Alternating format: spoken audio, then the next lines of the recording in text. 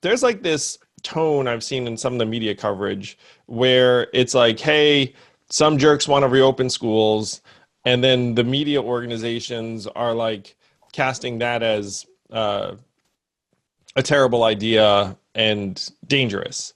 And then, as usual, the truth lies somewhere in between. So first, can we lay out the case why, frankly, kids actually benefit from school or need school? Like schools are like a huge value add on several levels. Yeah, I mean, I think that there's the sort of kid case and the kind of economy case for why we have schools. And so I think on the kid side, one clear thing is that kids learn better in schools. So we saw this, I mean, that should be sort of obvious. But even if you look at data from the spring about kind of what happened to metrics of learning when kids went remote, they went down a lot. Kids do not learn as well remotely. And that is particularly true for students who have fewer resources. And so that, I mean, the kind of potential learning losses and the inequality in those learning losses, if we are fully online or with kind of as we were in the spring, the potential losses for the year are very significant. So I think there's just like huge value for kids in being in school. And it isn't just learning, it's also socialization, sort of thinking about like, what is your 5-year-old getting out of school? Yeah, part of it is like they're learning to read, they're learning their letters, but part of it is that they're learning to like operate in the world. We don't know that much about what's going to happen if we lose those things, but I think we have a sense that they're important. And then there's a sort of separate issue, which is just schools are the kind of childcare that a lot of people are using. So if we want people to be able to go to their jobs and participate in the economy, particularly women, we need to figure out something for their kids to be doing during the day. And if that's not school, I don't know what it's going to be. But I think people have bristled this idea that like school is childcare. Like, oh, well, school is not childcare. Well, School is definitely childcare, people. school is childcare. It is. I mean, it's not pejorative. It's not meant to be pejorative, but it is a thing that people are using for childcare for sure. And I think it's important to recognize that. Yeah, not at this extreme end. My wife Evelyn said something because she's always looking out for kids. She said like schools are an abuse detector, where if you are mistreating your child, like the most common place people are going to pick up on it is when that kid goes to school and they have like a bruise or marking or they seem traumatized. So like it's child care. Yes, I mean that's just a factual reality, but it's also in some cases even like a safeguard or a haven. And it's a place people get food, right? I mean, sort of look at like what happened to food insecurity over the last, over this last period. Many, many more kids who are going hungry because, the school lunch program is serving, millions, tens of millions of kids every day. And I think part of what's missing from some of these conversations is a lot of the people having these conversations are it's not they don't care about these issues, but they're not living them. Right. So we're having this conversation and like the truth is like if my kids don't go to school, that is going to be annoying for me. But it is not, there is It's not not existential. it's not like a existential. crisis. Right. Exactly. And a lot of the people who are having these conversations are in that role. And so we're sort of like it's hard to really visualize quite how bad this may turn out to be for kids who are in a very different situation. So let's see if we can try and define the impact of an extended summer slump. Because I know when kids go off for the summer and they're not doing a whole lot, that there's some data around the fact they forget stuff, the fact that they learn things. So let's say we extended the summer slump by several months for the spring, which we probably did. Like, do we have any sense of how? And as a parent, my kids haven't learned shit for like quite some time. It's like they you have online school, but like I mean, it's not great.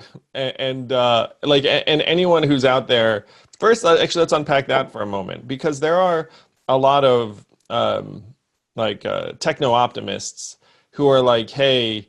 Online school is the future. Online school is a bomb. Why do we even send kids to school? Like online is the way. Do we have data on that aside from my anecdotal sense that my kids have not been exactly like tearing the world up over the last number of months? I mean, I think the best data I've seen on this was put out by actually one of my colleagues who's at Opportunity Insights, and they use data from Zearn, which is an online math platform that's linked to Eureka. So it's actually a platform a lot of schools use. So it's basically, so Eureka is like a standard math curriculum, and then Zearn is this like like online portal where you basically like kids can sort of self-learn in Zearn. A lot of schools use it in school. And what's really nice about it is you can track progress really granularly because there's like these badges. So you can see like at the end of each lesson, like you do this activity and then you earn a badge. So you can see like how quickly are kids earning these badges. And so they look at sort of what happens to kids who are enrolled in schools who are using Zearn. So the school is using Zearn before and after, and they can see like what happens to the number of badges. And in, schools in high income districts, there is some learning loss. The share, the like badge earning goes down by like, 30% or something. In schools in low income districts, and this isn't low income kids, it's just schools in low income districts. So it's going down by about 70%. Oh, so gosh. So it's basically like people, and now some people have said, well, like maybe people are, have moved to this sort of like technological, like, and maybe people move to even better systems for remote learning. I think my view would be like, it seems like the easiest thing to transition would be an online math platform that you are already using. If you ask like, what is the thing that is going to be the most successful in moving to remote learning, it would be things that are already on the computer. And so I think that gives you a sense. If you kind of translate that up to the whole year, this is like an unbelievably large amount of learning loss beyond the summer slump, which is already there. Yes. So it sounds like if you had to just throw in a couple numbers out, you could be like, look, these kids are learning math at 30 to 70% less efficient or slower rates than had been the case when they were in in-person schools, as like just a general estimate, which jives with my sense of reality. Like if you were to tell me, hey, their learning is slowing up by 30 to 70%, I would agree.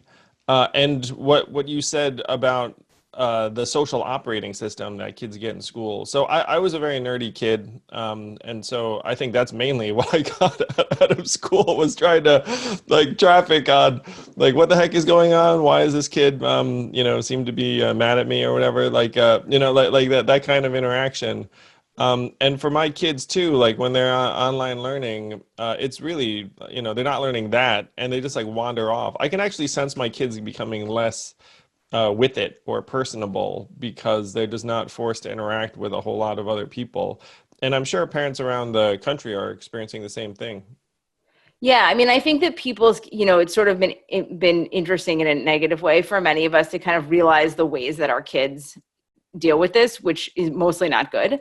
But, there are sort of kids like who are super social for whom I think this has been like obviously very like hard, it's sort of like just very hard. They're moody, they're angry, they're depressed, like they just can't see people. And then I think there are other kids, I think at least one of my kids is a little bit more like this, and maybe this is one of yours, where on the one hand, it actually seems fine, like they seem pretty happy, but you can sort of see that there are things about interacting with other people that they're starting to like, their like skills at doing are starting to decay. Yeah. Right. And then, when my kids went back to camp, it's actually like and they were around other kids, I realized how much they had missed that and how much, for my 5-year-old, like re-engaging with the question of like, okay, what is an appropriate amount of wrestling to do with another kid? And like, how am I supposed to like, for him sort of like monitoring his behavior is a thing like all 5-year-old boys, like we work on. I realized we'd sort of like not had any of that. And I think that, that is a big piece of, it was a big piece for me of learning in school. Like, how do I deal with other people? Thank you for listening in. I hope you enjoyed this conversation. If you did, please do subscribe to Yang Speaks and click on notifications so we can let you know every time we have a new episode.